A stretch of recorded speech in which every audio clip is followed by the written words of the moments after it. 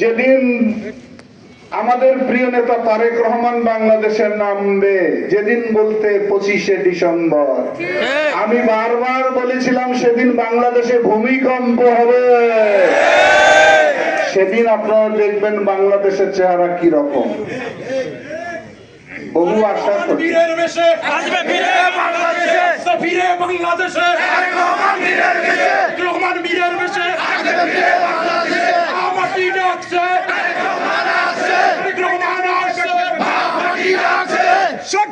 তাহলে যে স্লোগানটা আমরা দীর্ঘদিন দিলাম, তারেক রহমান বীরের বেশে আসবে, আসতেছে তো, আমাদের কথাই তো সত্য হলো, আমাদের কথাই তো সত্য হলো। আর তোমাদের একটা কথাও সত্য হয় না, পিয়ার হয় না, স্থানীয় হয় না, গণভোট হয় না।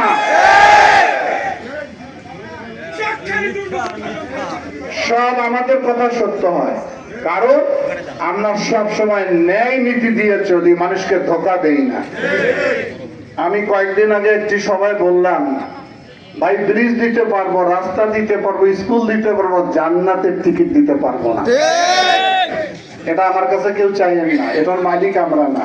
ওনারা বলেন এই মার্কায় ভোট না দিলে বলে ইসলাম হারবে, কোরআন হারবে, নাউজুবিল্লাহ। কি বলে?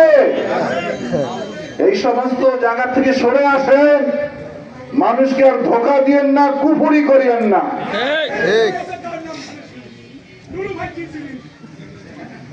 আমি আর কথা বাড়াই না।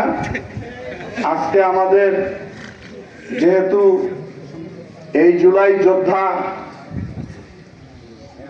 ওসমান হাদি মৃত্যুর সঙ্গে পাঞ্জা লড়ছে, আমাদের প্রিয় নেতা তারেক রহমানের সহধর্মিণী তার পরিবারের সঙ্গে কালকে দেখা করেছে।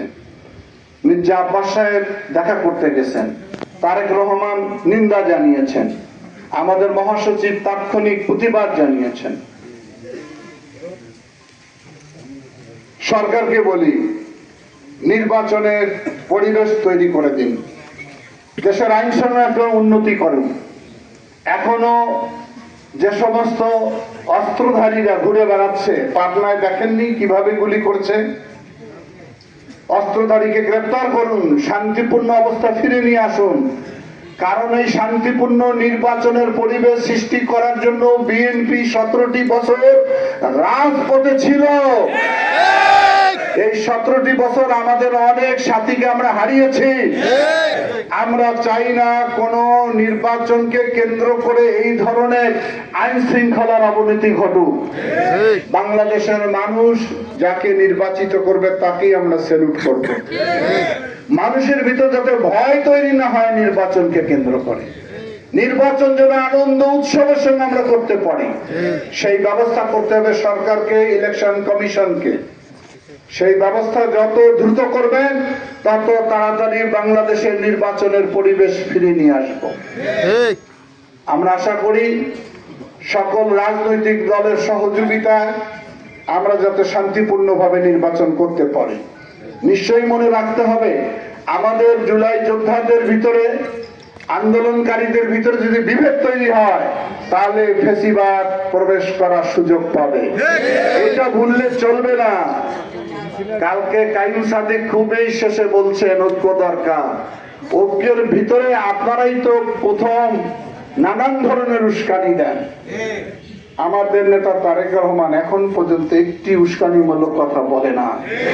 আমার নেত্রী, দেশনেত্রী বেগম খালেদা জিয়া বলেছেন 5 তারিখে যে বিজয়ীরা যদি পরাজিতের উপর প্রতিশোধ নেয়, বিজয়ের আনন্দ থাকে না।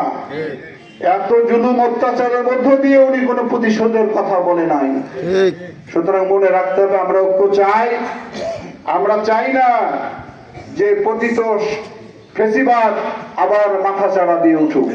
এমন কোন পরিবেশ সৃষ্টি করবেন না বাংলাদেশে যাতে নির্বাচনের কার্যক্রম ব্যাহত হয়, নির্বাচন নষ্ট হয়ে যায়। নির্বাচন হবে না, নির্বাচন করতে দেওয়া হবে না, সবকিছু এখন বাতিল হয়েছে। যেহেতু নির্বাচনের তফসিল ঘোষণা করা হয়েছে, কবে মনোনয়ন পত্র জমা দিতে হবে, কবে নির্বাচন হবে, জাতি পরিষ্কার পেয়ে গেছে। আমরা মনে করি সেই নির্বাচনে আমরা সবাই আনন্দের সঙ্গে অংশগ্রহণ করব, বিশেষ করে বাংলাদেশ জাতীয়তাবাদী দল বিএনপি যতবার সুষ্ঠু নির্বাচন হয়েছে ততবারই বাংলাদেশের মানুষ তাকে নির্বাচিত করেছে। এবারও ইনশাআল্লাহ যতই বট বাহিনী যতই আলোচনা করুক ফলাফলে কোনো লাভ হবে না। ওই জিয়াউর রহমান, ওই ধানের শীষ, ওই খালেদা জিয়া, তারেক রহমানের দিকে তাকিয়ে রয়েছে। আমরা আমাদের সকল নেতাকর্মীকে বলবো আমরা সবাই নির্বাচনমুখী হব, আমরা যাতে করে সাধারণ মানুষের সঙ্গে সদ্ভাব তৈরি করব এবং ধানের শীষের পক্ষে গণজোয়ার সৃষ্টি করব, এই আশাবাদ ব্যক্ত করে আবারও যারা গতকাল গুলি চালিয়ে হাদিকে আহত করেছে তাদেরকে অবিলম্বে গ্রেফতার করে আসল রহস্য উন্মোচন করার দাবি রাখছি। আমি এই আহ্বান রেখে সকলকে ধন্যবাদ জানিয়ে আমি আমার কথা এখানে শেষ করলাম। আল্লাহ হাফেজ। বাংলাদেশ জিন্দাবাদ। শহীদ রাষ্ট্রপতি জিয়াউর রহমান অমর হোক। দেশনেত্রী বেগম